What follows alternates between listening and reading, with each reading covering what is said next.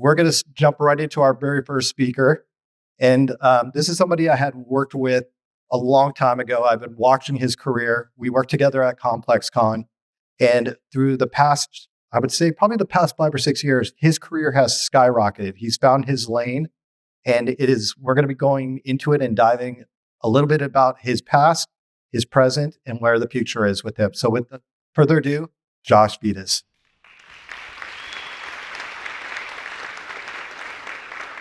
Check. What's up, everybody? That's me. So we're coming. So we're going to jump right into this with his career. So let's talk a little bit about your earlier years, how you kind of got this start in the career. And then maybe we'll go into talking about the streetwear brand that you worked at. So if you want to kind of talk a little bit about those early years. Yeah, I mean, barely graduated high school. And when I graduated, I had no clue what I wanted to do, like most of us. And I was kind of athletic. I played football. And my parents were trying to convince me to be a doctor or like an orthodontist. That didn't work out.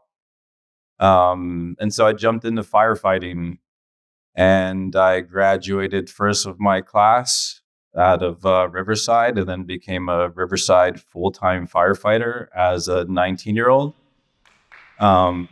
Thanks.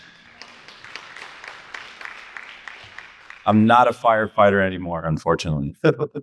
So as a firefighter, you have 3 days on, 4 days off. So for 3 days, it was like push-ups and cleaning the truck and getting yelled at and going on calls. And then my 4 days off, I was just bored as hell. I didn't really know what to do.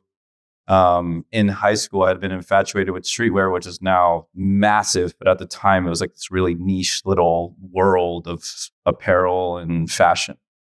And so at the time, my girlfriend, which is now my wife, was like, maybe you should start a streetwear brand. And I was like, I don't know how to do that. But there were brands like the Hundreds and Crooks, Seventh Letter, et cetera, that were already kind of preparing this like blueprint for everybody. And so I kind of just, let's start a streetwear brand, at 19 while being a firefighter. And I just kind of grabbed my friends and was like, do you guys want to help me with this? Like, you sell weed. Do you want to try to help me sell t-shirts?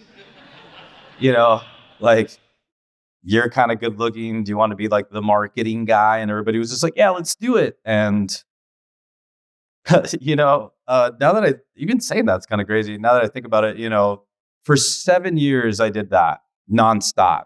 And not to jump too far ahead, but it ended up being, this brand that was distributed worldwide. We were in over 450 stores in the world, global distribution, collaborations with Fila, Stance, Umbro, etc. And so, not really sure how that worked out, but it did. And that was kind of my first venture into not only being an entrepreneur, but just like trying, And then from there, you worked with a couple of other brands that you actually looked up to. And ultimately, we ended up connecting at ComplexCon, working together there. So how was it like working with some of those brands that you were looking up to and then eventually moving your way into ComplexCon? Yeah, I mean, I think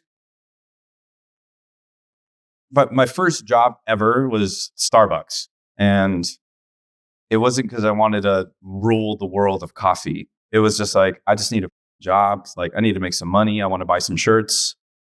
And that was the only time in my life I took a job that I didn't care about. It was strictly just for money. And I only did that for like 4 or 5 months.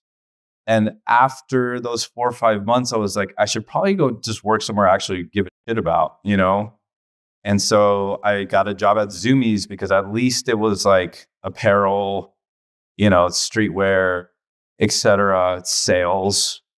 And I think that was the first time I realized, like, okay, I don't want to be the CEO of Zoomies. I more so want to just be here to like take as much information as I can about this culture and just really business.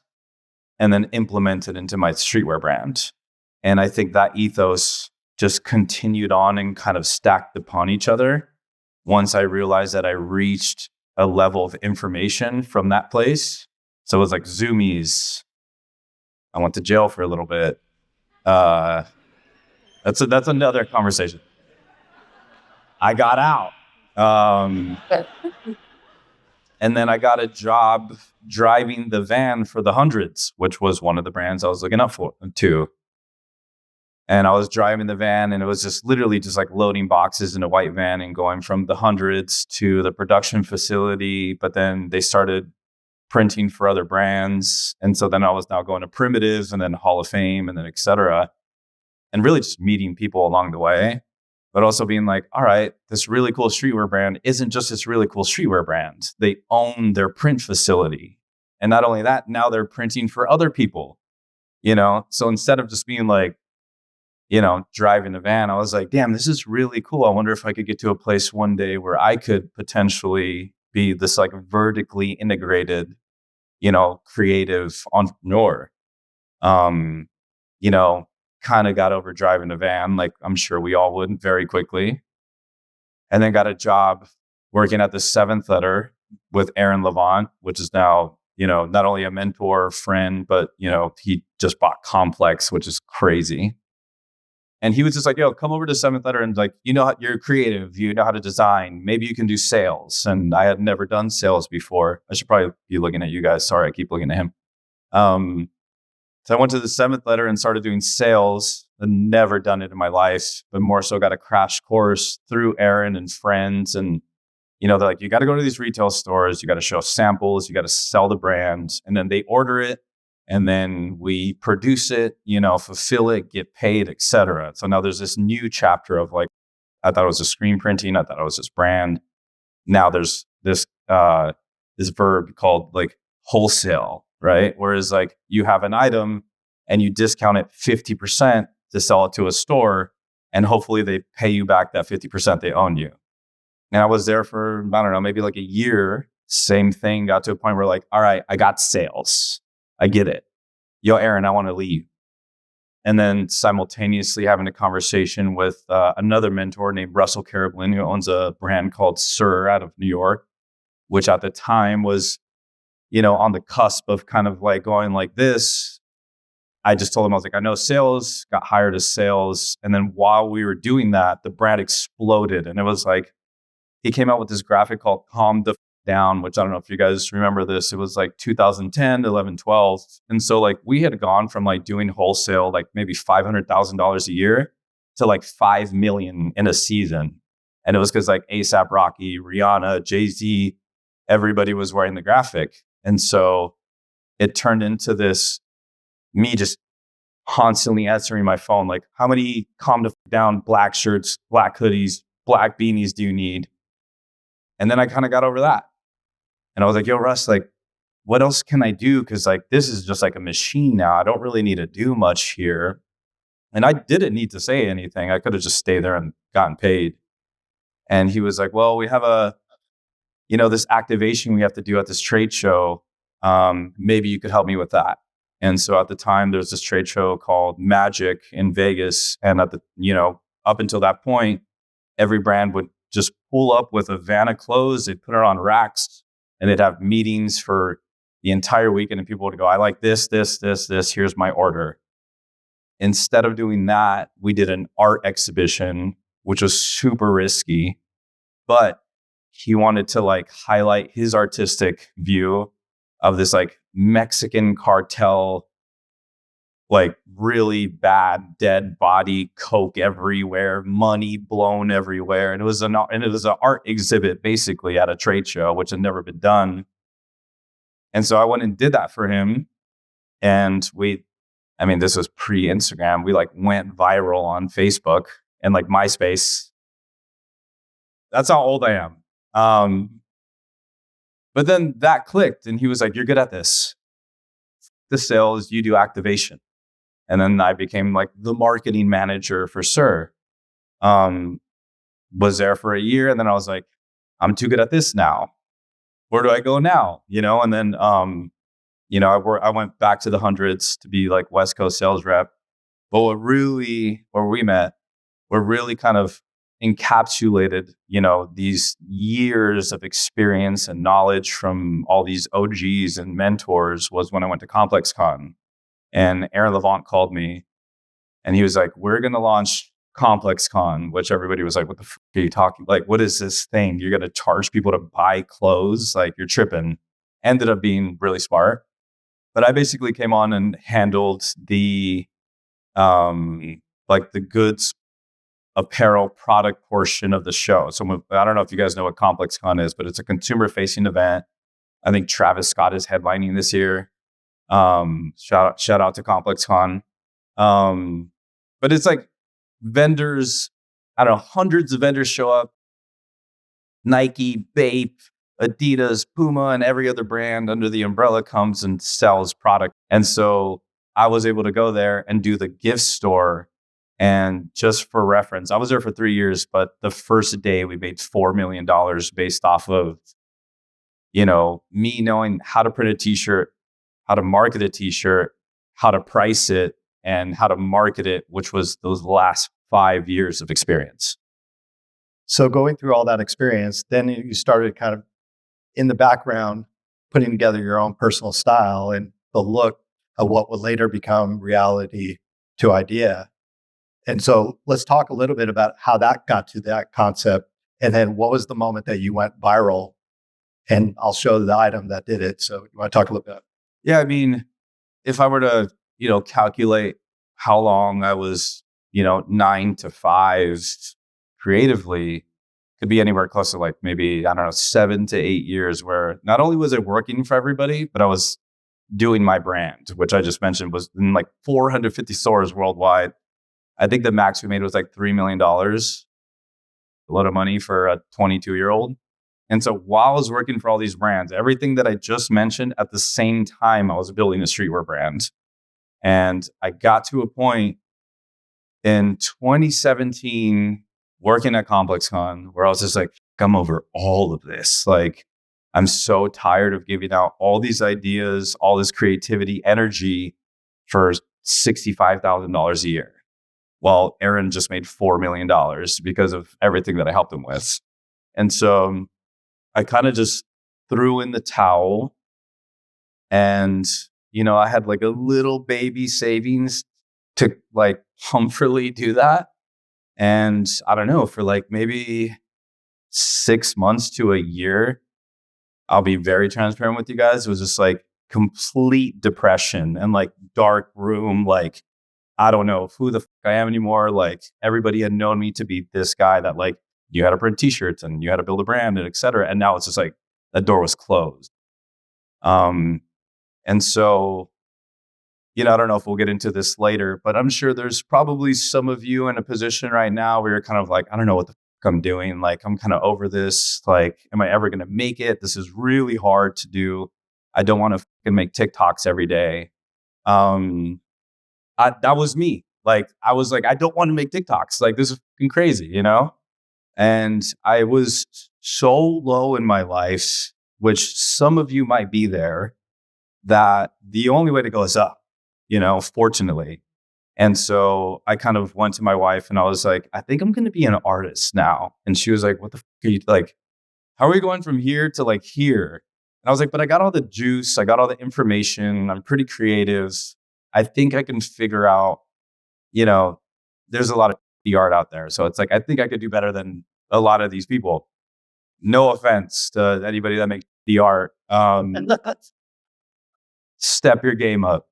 And so I just, for like a year, I was just like off the grid, no Instagram, no nothing, and was just developing this concept that I, am now known for, which is reality to idea. And it was just, one of those nights, probably drank a little bit too much. And I was just like kind of lost in the sauce. And I was watching, what is it called? It's called Abstract on Netflix. I don't know if you guys watch that. If you haven't, it's a really good show. It's super inspiring. It highlights certain creatives in different categories of business. But the Tinker Hatfield interview came up, which is probably one of the most legendary footwear designers ever. And he's like, oh, here's my sketches. And this is when I drew the Jordan 1 and the Jordan 4 and the 5, blah, blah, blah, blah. And I'm sitting there and I'm like, I wonder how many sketches are in Portland that we've never seen. How many like more iconic shoes there are that they just kind of like shelved, you know? And that little idea that was like this small, just like a question mark in the back of my mind kind of started growing, was like, well, how many ideas have I thrown away? Like, you know, I wish I could kind of go back and kind of grab onto those, you know, napkin sketches that I've just kind of tossed because I thought the idea was too big. And then it was like, oh, like napkin sketch, you know, drawings. How could we like make this a reality? And like, just, I wish I could explain to you guys where my mind went, but I can't, you know, it was like a psychedelic moment where I went and it was like in a movie, right? I was like, ding, and I was like, oh, like, what if I just drew something, this ottoman that looked like a sketch on a piece of paper? And I sprinted downstairs and sprayed a pair of shoes white, which I probably had some white shoes that I didn't need to paint. And I, you know, sharpied them real quick and ran upstairs and like showed my wife. I was like, look at this. And she was like, whoa, what am I looking at? And I was like, this is it. Like, yeah, super simple. Like, but then, I mean, I hate to say it, guys, but it looks so easy, but holy, did that change my life. And so I saw the shoes, you know, posted on Instagram. Nobody gave. Everybody thought I was losing my mind, which I was. But I knew there was something there, and it was fresh, and it hadn't been done. And so from there, again, going back to everything that I had experienced already, was like, well, how can I not really create a brand, but like, how can I get more visual on this? And so my mind then started thinking, all right, well, if you're an artist now, Josh, how are you going to do this? And I was like, well, I should probably paint an entire gallery that looks like this and then sell the things in the room. Well, we'll get to that in a bit. So where am I at now? We're here. So let's talk a little bit about when this happened. That's Takashi Murakami. I don't know if you guys know. He's like probably top 3 artists living. And that guy's an okay basketball player. Oh, yeah. I didn't see him. That's LeBron and James, everybody. I didn't see him. My bad. My bad, LeBron. But here's the full circle moment right here. Tinker Hatfield. Yeah. So just to give you guys context, small little nugget, Instagram followers do not matter. I had 5,000 Instagram followers when it was cracking off, which probably most of you have more than that now. I wish I could go back in time. It was like it was such a blur. I would like open my Instagram and it would be like, you gained 2,000 followers in an hour. You gained 3,000. LeBron James follows you now. And it was just like weeks of this. And it was just like so much pressure. And it was like kind of scary because I was like, what? Like, okay, this thing actually worked now, right? It's like launching multi-million-dollar company and you don't have any employees, you know? I was like, oh, I got to fulfill all this energy now, you know?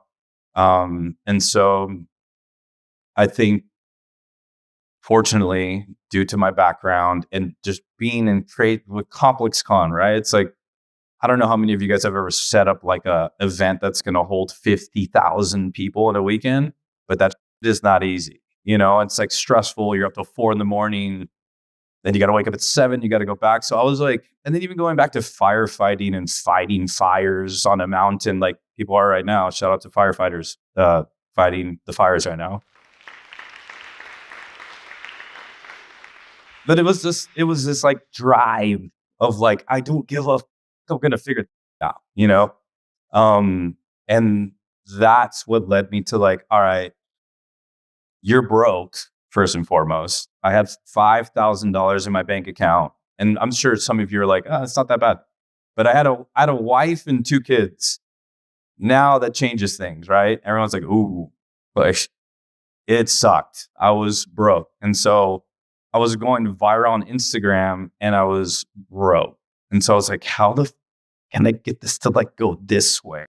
Well, I want to ask you real quick when you're going into this, like when the shoe kind of came out, everyone started seeing your style, the design and stuff like that. I remember everyone's reaction. Like you were hearing it from all of our friends in circles and stuff like that. How did you handle that, the good and the bad, especially when you come as an artist and trying to showcase your work?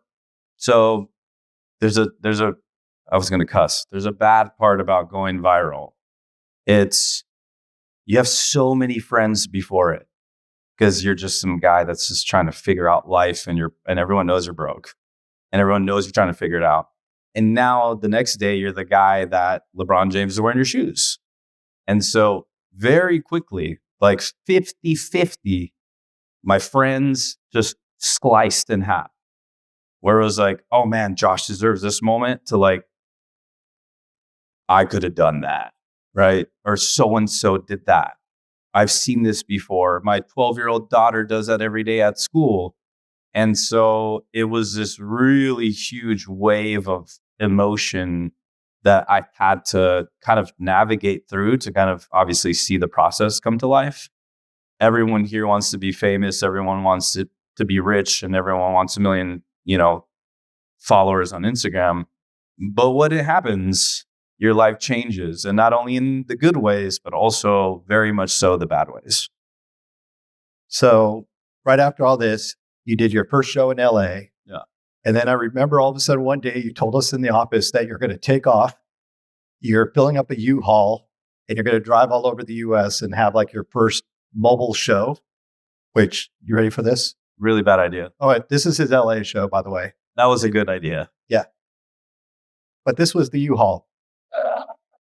And all of a sudden we saw Josh just take off and we didn't know where he went. And so tell us a little bit about this experience, because I know this was kind of like a pivotal time in your career. I'm sweating just thinking about it. So I had this great idea to basically fabricate the inside of a U-Haul and drive it cross country, which please nobody do. It was so crazy. But I was just on fire with energy, and people were finally caring about what I was doing after, I'm talking like 10 years in the game. And so I was just like, I need to keep going. I need to just, make something, show something. And so we did 7 cities in 14 days. We did San Francisco, LA, Houston, Atlanta, Chicago, Boston, New York. And people, there was lines and people would come in and be like, there's no AC in this thing. And I'd be like, take your photo and get out. As an entrepreneur, we were selling merch, so it cost me, I don't know, $2,000 to rent the truck for 2 weeks or something. And when we ended the show, we had made like $75,000, which I just told you I had $5,000. So it was a big deal. But yeah, I mean, it was definitely, no sleep, driving, switching drivers, calling my friends in Texas, like, do you want to drive to Atlanta? They're like, no, So yeah, that was, I don't know. That was fixed. So now we're going to talk about the next part of your career, because this was, I think, probably one of the most exciting times is when brands started approaching you. Yeah. And you were kind of talking to them and stuff like that. And you were negotiating your own deals without representation, which I think a lot of us, that blows your mind. No lawyers, no managers, no management whatsoever. And I think a lot of us would be surprised, like some of the collabs that you ended up working with were like Jordan, Bape, Converse, New Balance, Palms Hotel, and the Puma.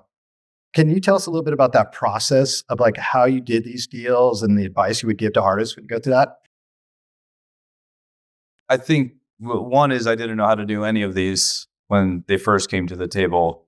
I learned from one, from the other, I'm still learning today. I'm working on a massive deal right now, and I'm like, what did I do 2 years ago? Yeah, I mean, I think the first brand that came to me was Jordan brand, and they're like, hey, we want you to do, and I have a million stories about this. I'll just give you the Jordan brand one, and then we'll move on. So Jordan Brand goes, how do we work together? We have the LA All-Star event in 2 weeks. And I was like, I don't know. What do you guys want to do? And they're like, oh, like, what if you painted some shoes and like do this whole thing? And I was like, I will do whatever you want. Like, I don't even, I'll do it for free almost, right? And so they hit me, they go, we want 16 metal backboards that are hand painted by you. And then we want you for 2 days live painting. What's your daily rate? This is the emails. And I'm like, daily rate? What? I've never heard that before. So I call my buddy Will Nichols, who at the time was working at High and I'm like, someone just asked me what my daily rate is. Like, what's yours? And he's like, well, I'm a photographer. It's different. And he has like 1 million followers now. At the time, he goes, my daily rate is $5,000. And I was like, that's a lot of money. That's all I have, you know? And he goes, but you're on fire right now. They need you more than you need them. And this thing's 2 weeks away. They're like, the time it takes to build one of these events, to find somebody else, I don't think it's worth the risk. And I was like, okay, that's good to know. He's like, tell him 10. It's like, so I sent the email. I'm like, my daily rate's $10,000. And then for the backboards, I fortunately have a really good friend of mine, Ivan, who builds so much cool stuff. And I call him. I'm like, if I wanted 16 of these backboards, how much are they going to be? He's like, they're $1,000 each, especially it's a rush order. I go back to Jordan, still doing this email. I'm like, $10,000 a day and $4,000 a backboard? Sent. Nothing. Crickets. And it's like 2 days go by. And I'm like, all right, well, that's gone. I just lost a bunch of money. And then, it's like 11 p.m. and my phone rings and it's a call that I don't know. I'm like, pick it up. And I'm like, hello. He's like, yo, what's up? It's Russell from Jordan Brand. I'm like, what's up, dude? He's like, did you start already? And I was like, start what? And he's like, boards. Like, we need these in 2 weeks. I was like, didn't you see my email? He's like, oh yeah, didn't you see my email? I was like, no, what's your email? He's like, it's all approved. I was like, oh, no, I didn't know. Whoa. Like, I'm like getting out of bed, like, oh, and like calling Ivan, like, start the backboards. But we pulled it off, and even then, a month later when I think T-Mobile called me, they're like, hey, what's your daily rate? I was like, it's $15,000, and I kind of just played that game until I reached the ceiling, we're talking about like 5 years now of this. So, it got to a point where I was like, $2,000, and people were like, nah, I like, what are you talking about? So then I was like, 25. And so, I've been showing all. Oh, I didn't see it. Yeah, that's my Buzz Lightyear. But yeah, I mean, I think, I just jumped into it so confident and so excited. And honestly, I had nothing to lose. I was dead broke 2 months prior to this. So $15,000 was going to change my life anyways, and I've kind of just used that same etiquette to this day, like it obviously depends on who's calling me. If it's like, if a brand calls me and it's like Skechers, I'm like, dude, I don't want to do this. Like, this is this much money because I don't really want to do it anyways, but when it's, I don't want to name drop anybody, but somebody I really, really want to work with, it's kind of like, what do you got? Let's just figure this out because I love the brand. Fortunately, I'm in a place where I'm like, I don't have $5,000 anymore, So it's like, it's more so for me now. It's like, can I just keep this consistency of being an artist, a creative, et cetera, working with these really cool brands instead of like, I need to pay my rent, And so it was just like one by one and learning from each another. But yeah, to your point, I have never had a lawyer. I've never had an agent or manager. I do everything myself to this day. And like, I don't know what you're showing up there, but I've done some pretty big things. Well, now we're going to go into the big stuff here. Okay. So in 2020, sadly, when COVID hit, the biggest step probably in your career happened when you went into high fashion. Yeah. And you happened to do a partnership with Fendi. And then from there, you started collabing with a number of other brands. So we went to I don't know if you saw this in Las Vegas, F1, he designed the gear, the clothing, and the car. Sorry, I didn't put the car up there because I look exactly the same in every. That's funny. I feel like every photo is just you doing that, right? Wearing black, like. And then also working with BMW. So you've had all these incredible collabs. Tell us a little bit quickly about how that got to that point. Yeah, I don't know. Like, I wish I could talk for another 30 minutes. You probably don't want to hear me talk for another 30 minutes, but I don't know. Life happened, and I'm just a really lucky person that got granted this moment. But so many people get granted that moment and they don't know what to do with it because they don't have the fighting fires, working at Zoomies, working at the hundreds, working for sure, or blah, blah, blah, blah, failing. Where when this fell into my lap, I was like, this is an amazing challenge now. And to this day, I still feel the same, right? So it's like, even now, it's like, I'd like to think those are huge projects, but I'm working on even bigger projects now. And it's just like, I don't know how these things keep happening. I would like to think it's because I do a good job at it. But also, I mean, look at me. I'm just like a chill dude, you know? Like, I think a lot of people are like, that guy's pretty chill. Like, you should probably call him, give him some money, you know? It'd be different, you know? Like, I don't know how many of you follow me on Instagram, but it's like my Instagram is kind of just like an open playbook of just like how this happens. I did a joke like on my way in of like me pretending I'm introducing myself. And so there's a few artists out there that I've met that I really like. And then there's like 90% of artists out there that I've met and they suck because they think they're so cool and they think they're the biggest thing that's ever happened. I've never had that because I'm ready for this to get ripped away at any moment. You know, I'm ready to go back to zero and look at that as a challenge. And I'm ready for that like any moment of the day. And so I think kind of living this balanced life of like hoping for the best, but expecting the worst has kind of allowed me to not only grow, but show people my actual capabilities to pull crazy off. I think that's one thing that we all appreciate about you is you're as open and honest and authentic as anybody could be out there.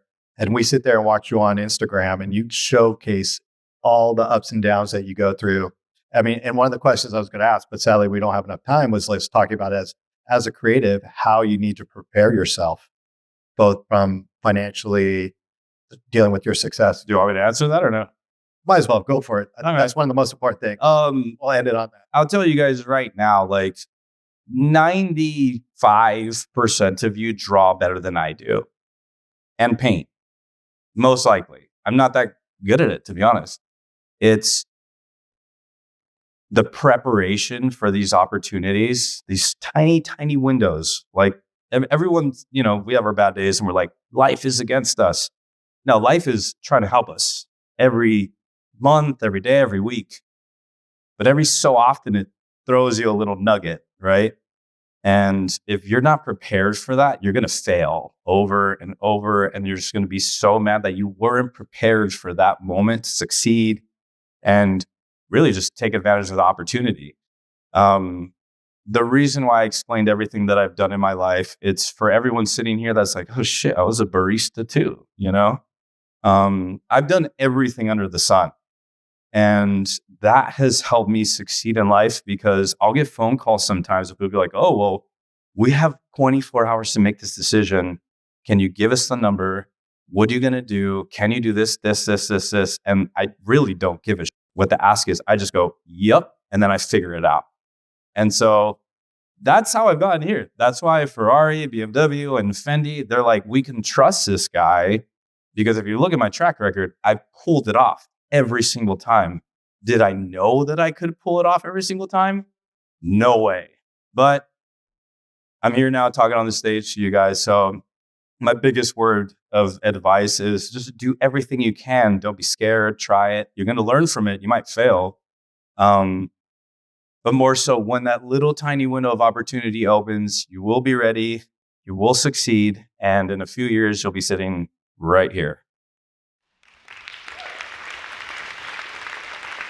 Ladies and gentlemen, Josh Vides. Thank you. Thank you, guys. I appreciate it.